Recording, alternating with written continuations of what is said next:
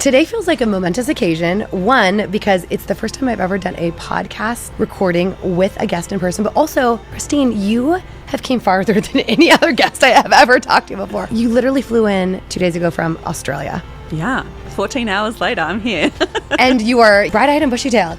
First of all, I just want to say thank you to you because that level of commitment, I think, is so incredibly commendable. I feel like when it comes to like flying all this way, firstly, I must say like Australians do fly because we are a little island in the middle of nowhere. So for us to get to good stuff, we have to fly.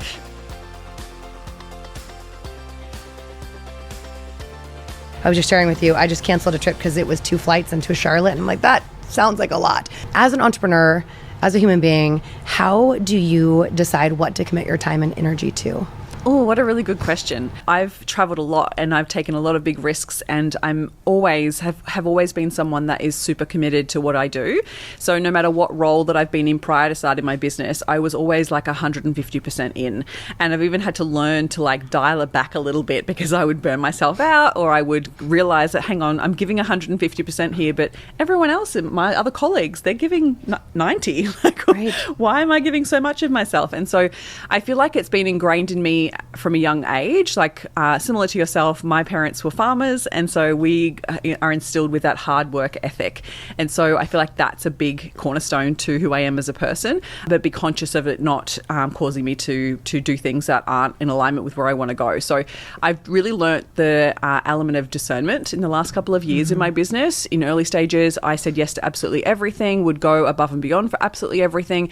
And I did get to the point of burning out and recognize that I didn't have very good boundaries. I was giving so much of myself, and realized that I needed to be much more discerning. And so now I take the conscious effort to be like, is this something that's going to serve me in the long run? Is it going to get me to where I want to be? What am I giving my energy to? Because that is such a big thing when it comes to being a coach. Like, energy is a big thing for me. And so I want to make sure that I'm giving my all to my clients. And so if I'm giving my energy to other places that it isn't reciprocated, or it's not serving me in some way, shape or form, then I have to be really consciously needing to cut that, because otherwise I'm giving dregs to my clients, and that's not the way I want to roll. Well, speaking of that, I mean, the amount of energy it takes to fly literally halfway across the world, how did you get, I know how you got here on an airplane, but how did you go from farmer's daughter to, I mean, I've seen you 3 times this year in the United States, right? How did you go to creating not just an occupation, a calling that allows you to travel all over the world?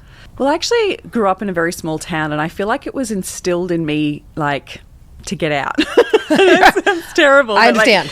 Like, I think my dad instilled in me that you should travel, and you should want to see the world, and you should want to do big things. And so when I was 21, I had a great job at the time, but I was like, there's got to be something more than this. Right. I feel like there was just, my soul was like literally saying that you've got more to do here, and you can make a bigger impact, and there's so much more available to you. And so I had this calling to literally get out of that country town, was my first calling.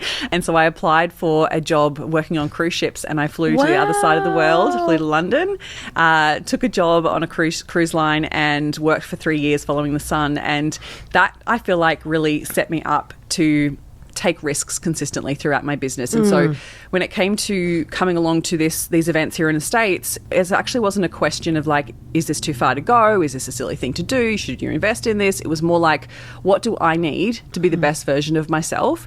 And how am I challenging myself? That's what it came down to. Good. So with Australia, like, as much as we have an incredible community and we have very much an entrepreneurial space, and I do surround myself with incredible people, it is very still small fish, small pond energy. And so at the time that I've always invested in US masterminds, I really wanted to be in a space where I thought bigger and challenge myself. And you have to surround yourself with people to do that. Absolutely. Right? And so I was like, when this opportunity came about, I was like, this was a no-brainer for me. I was like, I need to get in the room. And there is, like, just being here with you, like, it's such a different level of connection that you create when you're in person. Than over Zoom. Yeah. So being online, like, it's amazing. And I've made such great connections through social media and whatnot. But it's just such a whole new level when you're surrounding yourself with the opulence of the event spaces that we get to go to and the hotels that they book for us. Like, everything that a part of that helps support my mindset to level up and take things to the next level, because I'm expecting more from myself. So I've trained myself to get to the point where comfortable is uncomfortable. I love that.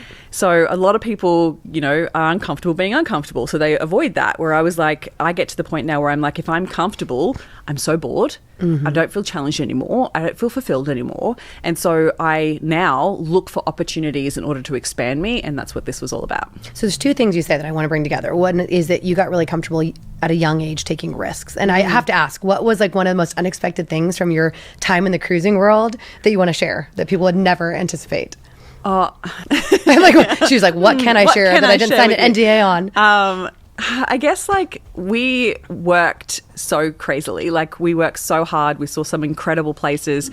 I feel like it was probably just the different cultures that I got to surround myself with. So I now have the ability to connect with anyone. But unexpected things, I feel like even back then, so it was in early 2000s that I worked on cruise ships. And I mean, Australia is a very, expanded country. Back then, Americans thought we rode kangaroos. So I would play along with that, which is so fun. I would literally have Americans say to me oh, do you are there cars in Australia? Do you wrestle alligators? Yeah. And I was crocodiles, I guess it is. No, we just put our books in a kangaroo's pouch and we'd ride the kangaroo. So we used to make fun of it. Taking the piss out of people. Exactly. That's very Australian. So yeah, I feel like there was so much that I learned that I didn't know that I needed to learn about business working on cruise ships. It taught me a whole new level of professionalism. It taught me a whole new level of running a business profitably. Adaptability, taking those risks, putting yourself in situations. There were times where I was like, I think I'm going to die.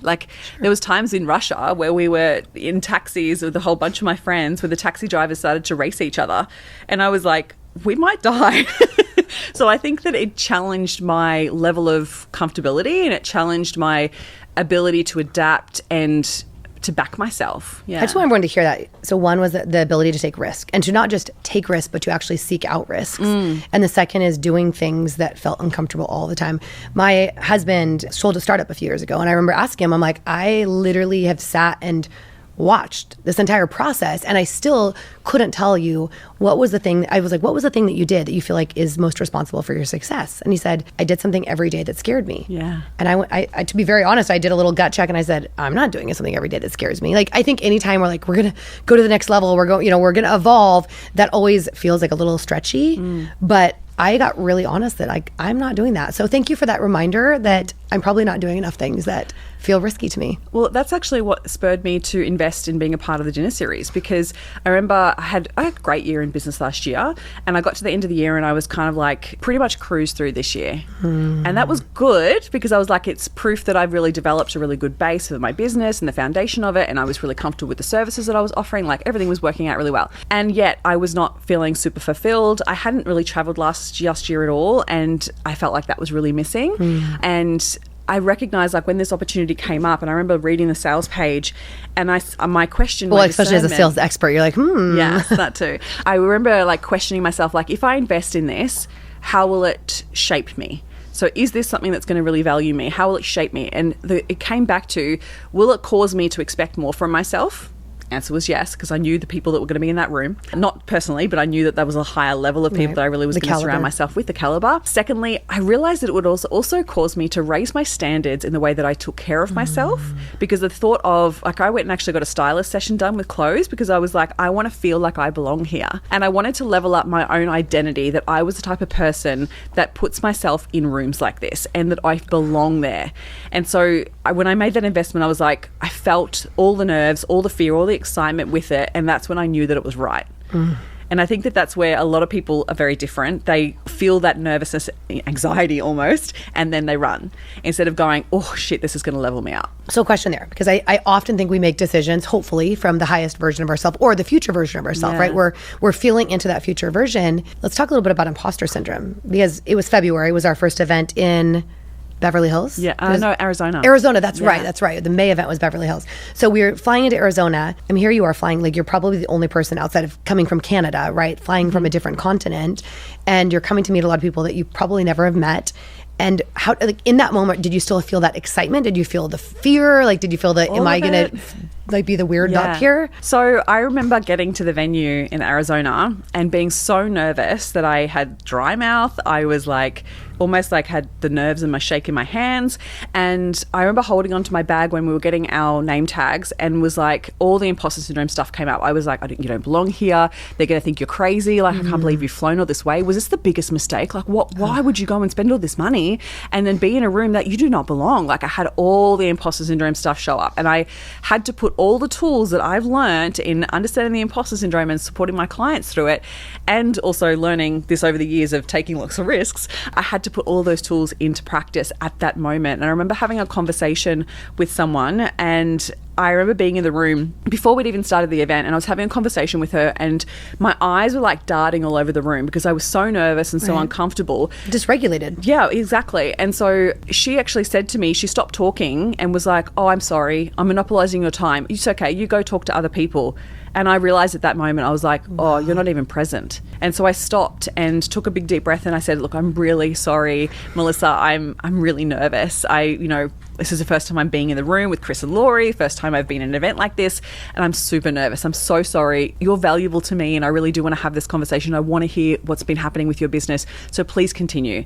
And I just used my breath, calmed my nervous system down, focused on having the conversation with the person I was chatting with, and allowed myself to just calm into the room. And so yes, I absolutely felt all of that, but I also knew that was going to happen because of that investment, because of the way that I was like challenging myself to show up in that room. So I expected it, but then also had to still regulate. You expected it, but it doesn't still feel good. Exactly. You also owned it, though, which I love. You owned that. I mean, in that moment, you could have said like, oh yeah, I need to use the restroom, or like dart it out, and you owned it. Yeah. Because I realized as well that she was probably nervous. Of course. And that's the thing, is like, I think you've got to remind yourself of that no matter what, like when you do own it like that, it gives you, I think Laurie talks about it in the way that it's like a freedom statement, and it allows you to be fully vulnerable and present in the moment. And by doing that, she was also like, I'm nervous too.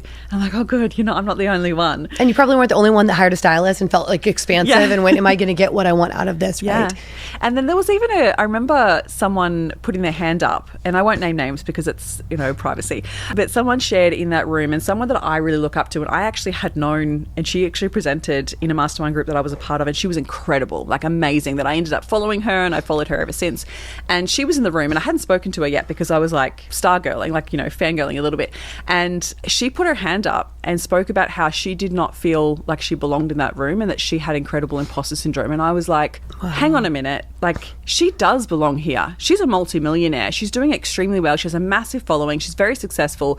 If she doesn't think that she belongs here, what makes me think I belong here? So I was like, in that moment, it was such a beautiful confirmation of like, you're not the only one that feels this way. And also, no matter what level of success, you're most likely going to experience imposter syndrome at all different levels. I know we're going to talk about sales, but I want to talk about how imposter syndrome like affects us at any point that we're leveling up. And honestly, I think especially like when you're new to something, especially in the coaching space where you are your product, you are your offer, it can be so scary to put yourself out there, to literally like put a price on your value and then ask someone to pay for it. Yeah. So when you're coaching clients on their sales process or their sales pitch, how do you work with them to get past imposter syndrome of not feeling like they're enough or having to discount their prices before they even say them? Ooh, I love that one. I love when people come to me and they recognize that that's a self-sabotaging behavior they've been doing, where they play small and then giving discount. It all away. Yes, and then or they over-deliver and they just keep giving, trying to prove their value and prove their worth. Yeah, it's a really common one. And look, firstly, with imposter syndrome, it only shows up when you're putting yourself out there. Right? It shows up when you're growing, when you're expanding. It doesn't show up when you're comfortable, when you've done something you've always done before. It just doesn't show up when you're in your comfort zone. It's only when you're expanding outside of your comfort zone. And so if it's a new situation where you've never sold before, or that it's a new offer maybe you're putting out, one of the first things that I always ask my clients to do is learn to actually disconnect their value of who they are, their self-worth, from their offer. Because their offer has separate value, even though you're the one delivering it. Right. And so this is where I think a lot of people get really stuck, is they go, oh, but it's me, I'm selling me. Like, no, you're actually selling an offer. And if you can actually articulate the value of the offer, then people buy the offer. And it's also when you tie your self-worth to it, then it's really detrimental to the longevity of your business, because you feel like you're always selling yourself, whereas really you need to actually disconnect it from your offer and sell your offer and uncover the value, recognizing that the value isn't actually what you give, it's what the client gets. So I think I can understand that intellectually, but what is one thing that someone can actually do to do that? So firstly, it's recognizing that you are a valuable worthy human being as you are right now, and you have a business. So again, separating the whole business, not just your offer, but your whole business from you as a valuable person. So if you exist right here on this planet right now, you were born worthy. We don't look at a brand new baby that's just been born and go, I don't think you're going to be able to charge what you're worth, right? Like we don't do that. And we need to start looking at ourselves and just removing some of the labels that we give ourselves and actually uncover like what makes you you and what makes you valuable and worthy. So you are incredibly generous, incredibly kind, loving. You maybe are ambitious and driven, and you have these incredible qualities, and you are absolutely valuable and deserving just as you are. And you have a business, and it has an offer that adds value to a customer, and that customer needs that value because they can't do it for themselves or need the support to create a result, and that is valuable to them. So we really want to separate things out. So firstly is just like removing your labels and just acknowledging your own inequalities, recognizing that yes, you may be a mum, you may be a friend, a sister, like all of those things are great, and you have this incredible value just as you are. Like you are not your business. Exactly. I used to teach people, you are your brand, not your business. Or really your brand is you, which is a constant, ever evolving thing. And it's like, we've got to stop saying like our business is our baby. Like that was something that constantly gets said. Yes. And it's like, no. I have said that before and I do not say it anymore. Yeah, because it attaches this expectation. And I think that you feel like you're giving of yourself, whereas really you need to see your offer as a separate thing. Yeah, you're not going to die for your business. Exactly. But you might die for your baby, hopefully. Tell me a little bit about your background in sales, because I know when I got in the very first Zoom with you, which I was like, oh my gosh, you came from Australia. I think we connected then on one of the online calls.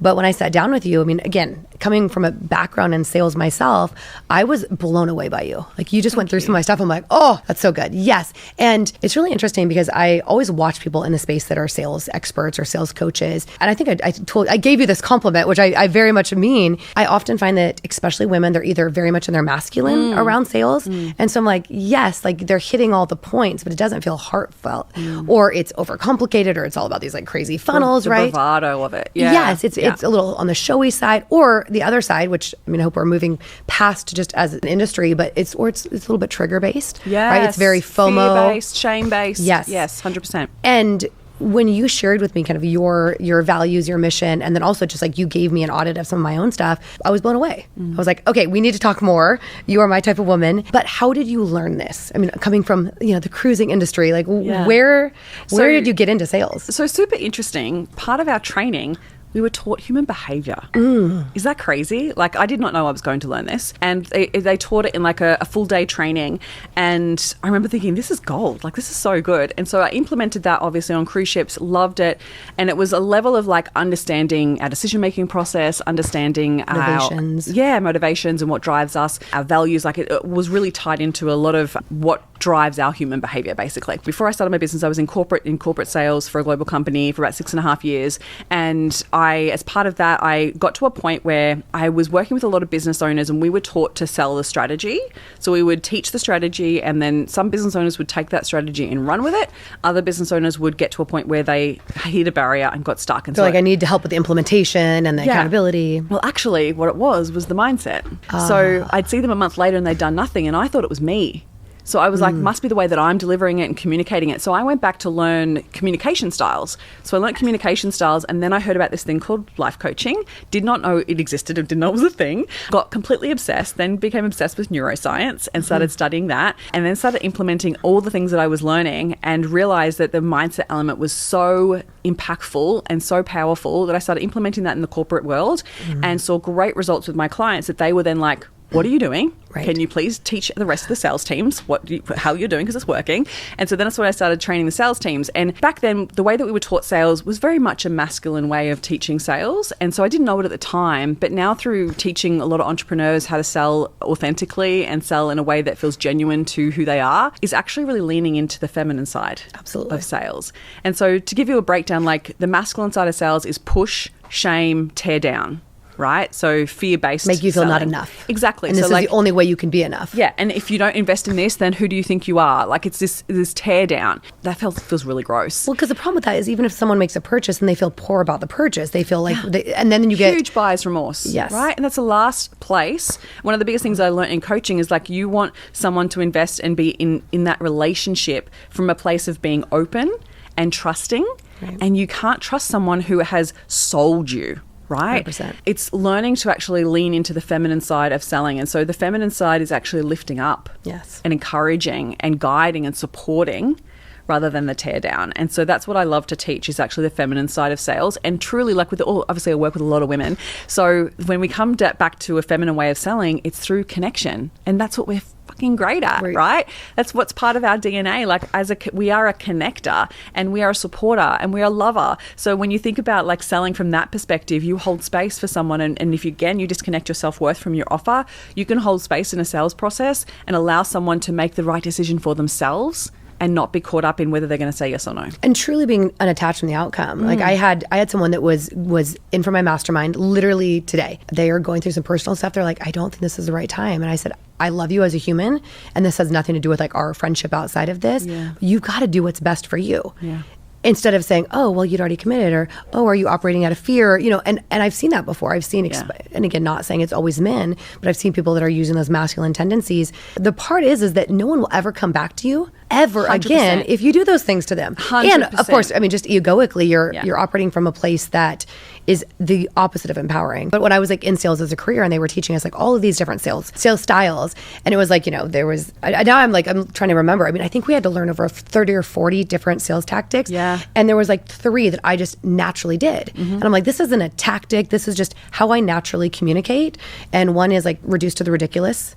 Because that's just how my brain works. I'm like, let's like really understand, like, what is really your challenge? What's the real objection here, right? And the other is assumptive. And it's not because that's just how I operate. Like I just assume, because I get excited, that we're just going to keep moving forward towards whatever it is until we're not. And if it's today, it's not. If it's tomorrow, if it's next year, amazing. Exactly. I agree. And then the other thing is the vision casting. And as you said, this is something the female, energy does so well, which is holding space, for both someone's vision and for their fears of their vision not coming true. Yeah. Because you can tell the difference, right? You can tell the difference when someone is in a place of when it's truly not the right time, right? And that's amazing. And you can hold space with that and you can send them off and you can give them something to do and then they'll come back to you, right? Whereas I think, like you said, like if we tear them down and we treat them like they don't know how to make their own decisions for themselves or like that they're doing this out of fear, then that's actually causing them to feel bad about themselves, right? You're shaming them. Whereas you can hold space for someone's fears and ask questions without telling. And I think that's the 100%. Other difference between the feminine to the masculine.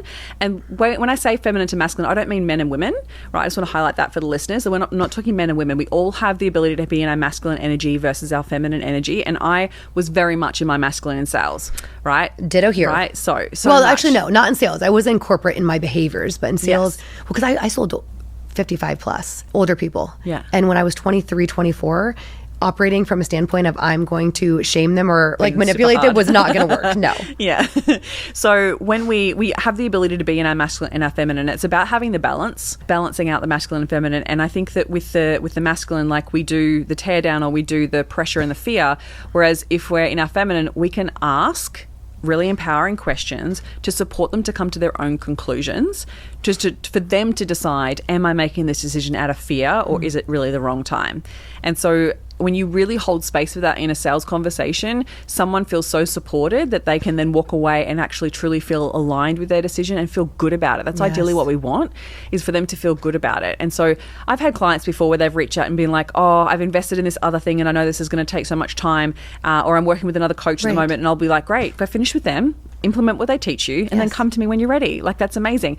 One of the other things that plays into this is scarcity. I just want to highlight that, because when we're in a scarcity headspace where we're focusing on the lack or we're stressing about where we're going to find our next client or make our next dollar or cover our bills, then we can often fall into that kind of element of selling from a place of scarcity. So we're so stressed about the money, we're not really truly holding space anymore. We're focused on ourselves. And so that can sometimes play into that part of the conversation. And you can feel it. I mean, you energetically can feel all of it, right? And people don't only want to work with people that make them feel good.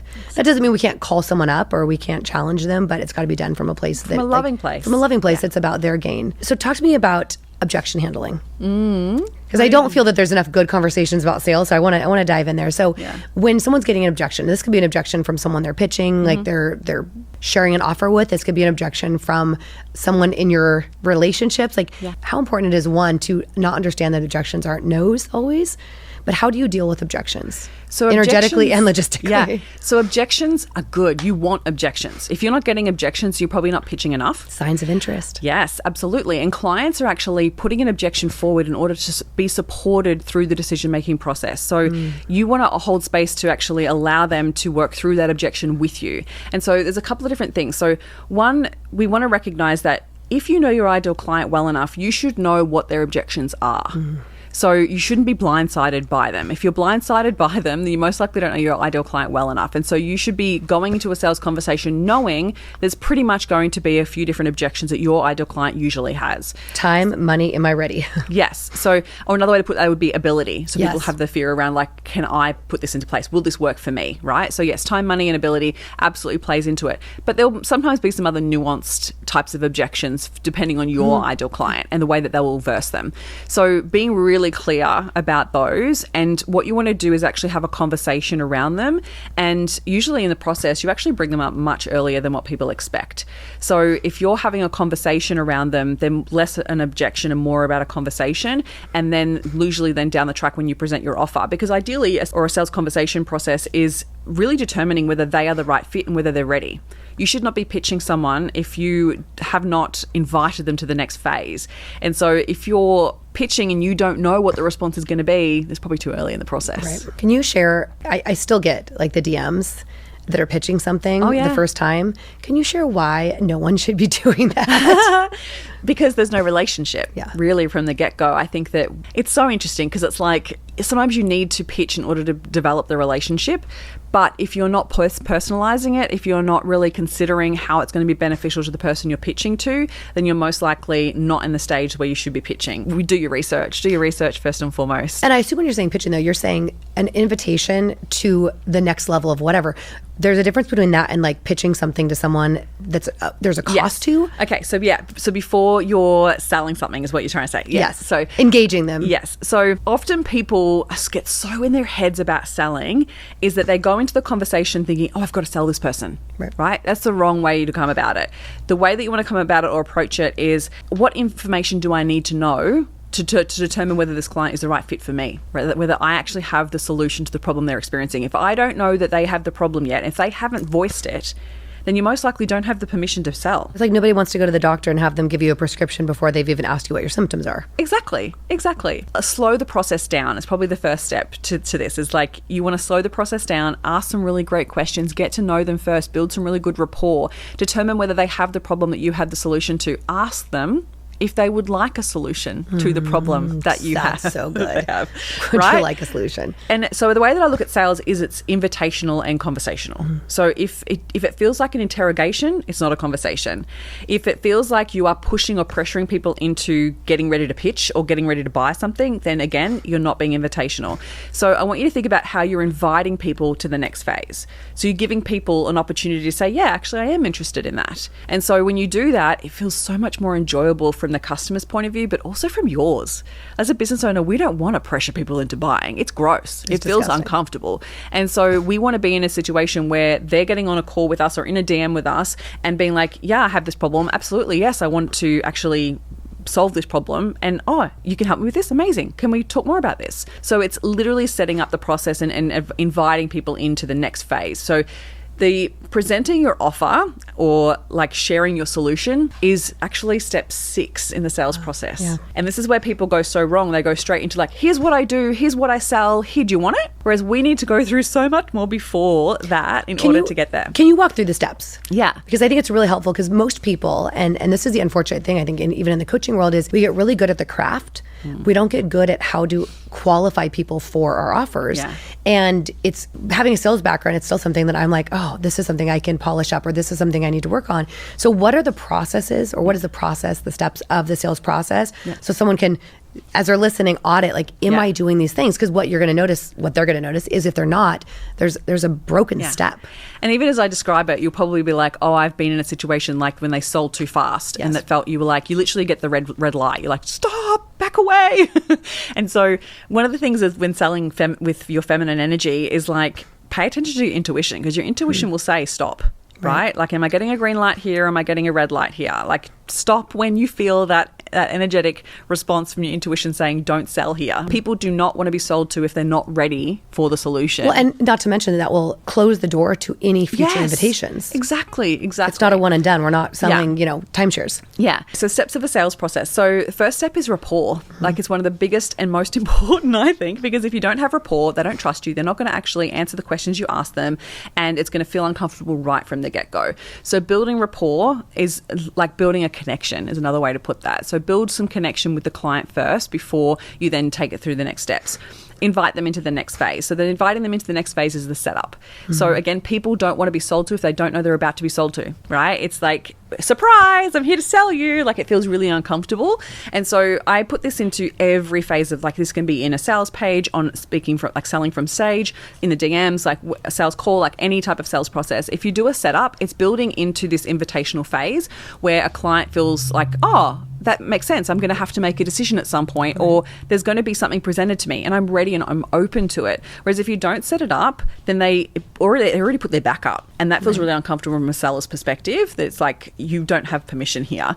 And so one of the things that I feel like a lot of clients need to be conscious of is paying attention to how you approach it. So if you're approaching it from like, okay, it's in phases rather than just one step and then sell, like the right hook, it's horrible. So yeah, build rapport first, build the connection, set it up, let them know at some point you have something to sell. And I think that what diffuses that moment of like, oh, yeah, right? Exactly. And then they're ready for it, and they're more likely to move towards it. And then the next part is discovery. So this is discovering whether they have the problem that you have the solution to, discovering whether they're at the stage where they really need to solve this problem and whether they're willing to, right? It's the willingness, because, I mean, as a coach, I don't ever want to get into a relationship that the client's not willing. It's not a good relationship to start. No. We want to build into that discovery, understanding the client, getting them to self-realize that the problem is most likely bigger than they expected, or because you are the expert in what it is that you sell, sometimes you'll see something that a client doesn't see, and so we need to actually bring them to that awareness. And so we ask some really great questions to unpack that for them, right? Then we move into objections, which feels super early, but it's actually not. I love it. And so we actually ask questions based on the objections that we know our ideal client has. We bring them to the surface, so then a client has an opportunity to have a chat about it before it then becomes an objection. Now, the reason why we put it so early in the process is that if they already say to the questions that you're asking, it's not the right time, they don't have the money to invest, they don't feel like they're confident enough to actually implement, even if we give them a step-by-step process, then I'm not selling anything. This is so good. Can I interject here? Okay, so back in the real estate days, when I was early on, I remember I had a client that I took out, and they would come into our sales office. Ours was slightly different. It was like greeting, discovery, community presentation, models, which is like getting down to the offers or the products. I mean, these people were like giving me every indication of purchasing, but I forgot to go over objections first. So I'm probably on my 5th hour with them. I'm like, these people are going to buy a house. I mean, now it could take 6 or 7 hours, right? We get down to like what lot they want. We look through, inventory, and then we come back to the sales office, and I was basically like, so which one would you like to move forward on? They're like, oh, well, we're not actually ready to retire and purchase for about another 5 to 6 years. So they had never told me that up front, and I hadn't asked up front, what is your timing, which is such a basic thing. Long story short, our community was going to be gone in 2 years. So I was like, oh. And again, that was just not asking the question soon enough. And I mean, I had a great time with those people, but like wasting a lot of time and energy because of it. It's not only time lost, but it's also that if the client isn't ready to buy at that stage, like, because they might be like, oh, I'm going to look at this next year. Then if you go and change your pricing between now and then, and you've already told them the price, when they come back to you, that's going to be a barrier. Exactly. Right? So you want to be conscious of that. Plus also, you don't know whether you're going to be still selling that offer next year. Something could have changed completely, and they made their decision. They might be like, yeah, love this. This is amazing. We're definitely going to do this next year. And when the time comes comes back around for them to invest and things have changed, it's much harder. It would have been like, here's the community, here's the models, and I'm not even going to give you a price sheet because it won't be valid. Exactly. Right? Exactly. So we go through the discovery, we go through objections to ensure that we already know what the objections may be, and we help them overcome those objections. We can do that through story, either sharing a story that you may have had that objection in the past yourself, or it could be a client that you've worked with in the past. Yeah. Clients, it's much easier to overcome an objection when you're sharing a story about a previous client that had a similar objection, and a client will see themselves in their shoes. Yes. And that's much more valuable for a customer to hear than you saying, oh yeah, I can fix that, I can do that.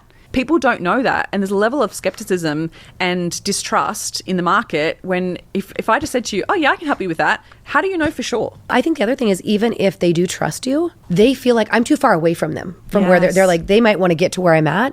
But when I share someone that was in their shoes 6 months ago and is now doing this, or like, oh wow, that can happen that fast. Yeah, it allows you to share those results and social proof testimonials that guides a client to be like, oh, I can trust this and the investment will be worth it, right? And so during that as well, we're also really figuring out what's valuable to them, because people buy based on value, and a lot of the time they don't convert because they don't see the value in what it is that you're selling. So if you haven't unpacked that deep enough, then usually what you'll get is objections like, oh, I'll have to think about it, I need to speak to my husband, it's not the right time, like all of those types of objections, which actually aren't real objections, right? We haven't gotten down to the real reason why they really need it. So the next phase that brings me to is buy-in. We need them to have buy-in for the solution and for the transformation. So this is where I'm asking, like, why is this really important to you? I want them to self-realize, and I also want them to tell me, because I want a client that's invested. Yes. Right? I want them to tell me, like, I'm done. I'm sick of this. I need to make more sales. Realize that this is a problem for me, and I need to upskill in it. And I know that I'm not going to get any further along if I don't do this, or whatever it is that you sell, like figuring out like what it is that they need to say in order for them to be invested. This is like as much as important it is to me, it is to them. So if I've got buy-in, then I'll ask for permission to then sell. Right? Then the next phase is actually presenting your offer. So then once I have all the information, then I will usually ask, would you like to know a little bit more about how I work with my clients? Or I will ask, some type of invitational question that allows me to feel comfortable to then present. Whereas a lot of people skip that step and then they go straight to presenting and it still feels uncomfortable. Then we present your offer. We present the offer based on the value that's important to them. And based on the questions you've asked to ensure that you're personalizing the offer to their needs and not just what you have. It's got to be relevant, right? If it's not relevant, it just goes straight over their heads, or they're like, you didn't listen to me. You actually didn't listen to anything I said. Right. So we go back through how you work with your clients, or what it is the offer that you're selling based on their needs. And then we ask, is that what they need? Invitational. So we're asking those questions along the way to gauge their buy-in. And then usually we'll then present the pricing. And then they'll usually give us an indication of whether they're happy to go ahead or whether they'd like to wait. And then they'll then show up some other objections. So we then come back to a little bit of objection handling. And this is usually more, because we've already addressed it earlier on, it's a different type of objection. Fine-tuning. It's fine-tuning, yeah. And it's actually going like how this is going to work specifically for me. Right. So it's coming back to that kind of key piece. And then usually it's just like answering a couple of questions or reiterating some part of the offer that maybe you haven't highlighted just yet, that is the missing thing that you haven't mentioned. And then usually they'll either go ahead or it will be another deeper objection that you need to uncover. Now, I just want to highlight here as well, there's so much that's shifted in the market in the last, say, year, and people aren't investing as fast as they used to. And so I want you to, if you're listening to this, I want you to recognize that not all sales happen in one conversation. You've got to give yourself and your client space to make these decisions, and you've got to show that you care by following up. If you're not taking the time to actually have those conversations and multiple conversations, because there's different buying strategies as well. Some people are fast decision makers. Some people, you share the criteria of what is important to them and then they buy. Other people need time to pass. Other people need to actually have different touch points with you in order to buy. And that shows up in your strategy. So it's really interesting when you start to look at that of like the buyers that you attract and whether you're building that into your strategy. Reason why I say that is that sometimes you won't necessarily convert, even if you've done an amazing sales call process, you may not necessarily convert on that sales call. And if you just allow that to be okay and not take the rejection hard, and you stay and you hold space for that client over time, they will absolutely convert at some point, with like trusting that relationship built. And the last one is gaining their agreement and next steps. So we want to then, obviously, once they've said yes, then we want to communicate what their next steps are. I love this because it's so about empowerment and setting the client up for success. I mean, I am constantly telling my clients, because most of them are in the coaching or consulting space, like if you take a client that is not a fit, which by the way, if you're not going through a process, if you're not listening to your intuition, you either close someone for the wrong reasons or you close the wrong person, you're going to energetically pay so much more on that wrong fit client than you are going to on someone that is a good fit. And your business will pay because you know what? They'll bring more of the same customer. And you'll be overwhelmed and burn out and all the things we talked about earlier. So what are your favorite types of clients to work with? Who do you love to help in their realm of sales? I feel like the ambitious ones. Like, I love to think big and I love to get people to think bigger.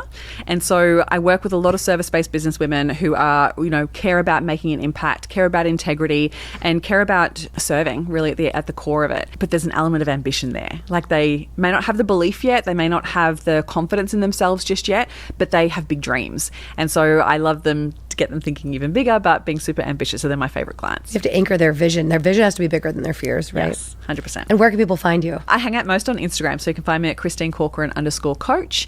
I also have a podcast, which you've been a guest on as well, called the Next Level Life Podcast, so you can check that out too. Well, and you have some big news coming out for next year. Can you share that? Yes, I can share that. I have a book coming out I'm super excited about called Turn the Imposter Syndrome into Your Superpower. So that'll be out early 2025. Yay. And if you've loved everything that I've shared here on the podcast, I do have a downloadable that you can check out, which is sales scripts. So authentic sales scripts for DMs and on call. So if you want to learn a little bit more about what I've shared, then definitely download that. I can share the link with you, pop it in the show notes. I will put it in the show notes. And what is one thing you're excited about right now? I think just the connections, like the level of connections I've made over the last year have been phenomenal. And I'm really, really conscious, but also I just want to add so much value in the relationships that I've built, but also develop new connections as well. So good. Okay, now I'm going to ask you a podcast related question. What does becoming you mean to you when you think about that phrase? Ooh, I feel like there's an element of really tapping into your core authenticity. It's also the becoming of you that you want to become in the future, because I feel like we're always living from the past because our subconscious mind does that. We play safe when it comes to stepping outside of our comfort zone. But I am such a big believer of living from your future self. So I think becoming you is like that level of authenticity of being truly you, but always striving for that next level of highest potential. So good. And the last question is there ever been a time that you've discovered like a new version of yourself that you didn't expect? Oh, I mean, I feel like I'm Madonna at this stage. There's always been evolutions, and it's funny when you do that reflection of like, oh my gosh, like 2 years ago, who was I then? And you look back at past videos that you've shared on socials and you'd be like, oh my gosh, she was so insecure or so like whatever. So yeah, there's definitely been many times, probably not one that I can pinpoint right now, but yeah, when it comes even to you before you walked into that room in February. Oh, 100%, 100%. Like the level of identity shift that happened from the event 1 to event 2 was really, I actually write about it in my book, because I remember being like in that room feeling like I didn't belong and that I had no value to add, to the second one being like, wow, I feel like I actually belong here. I don't feel as nervous walking into this room. And so I'm excited for tomorrow to see what then changes as well. Can't wait. Thank you so much. Thank you for having me. Yeah.